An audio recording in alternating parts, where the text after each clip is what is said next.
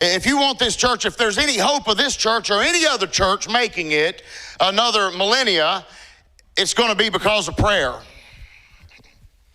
Years ago, I was at a Brooklyn Tabernacle conference, Jim Cymbala in Brooklyn, New York. And if you know that story, you know that church, I don't know, it runs 25,000, but it started with about 25 and weren't sure they were ever even going to make it. And Jim Cymbala just canceled all the services and they just started praying together. And that's the most powerful part of what they do. And in my estimation over the years, I've never pastored one church. I've never been a part of one ministry who, if the folks weren't praying individually and the church wasn't praying corporately, nothing was happening.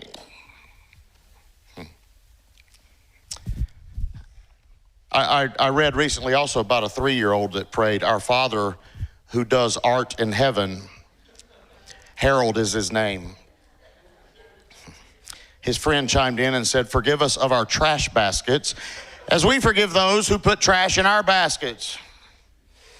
Another little boy said, "Lord, if you can make me a better boy, don't worry about it. I'm having a real good time like I am."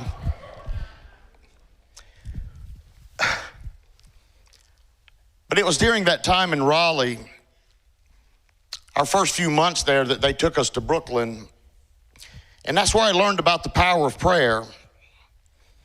And the church I was pastoring at the time had been through a very divided situation. It had actually split, not under my leadership. I followed the leader in which it had split under, and I was in over my head. I was young and wasn't sure what to do. And after that conference, though, I thought, man, I never learned that in Bible college. I never learned about prayer and the importance of it in seminary. And I'm not down in any of that. Those are good experiences. But I never had a class on how to pray. But here's something I've believed all my life. Prayer changes things. No, it really does. That sounds cliche a lot of times, but prayer really does change things. Prayer teaches us to trust God like nothing else. It's a gift, right?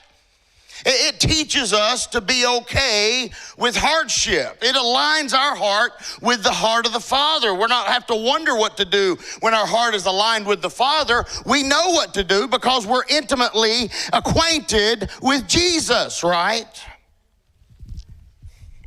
D.L.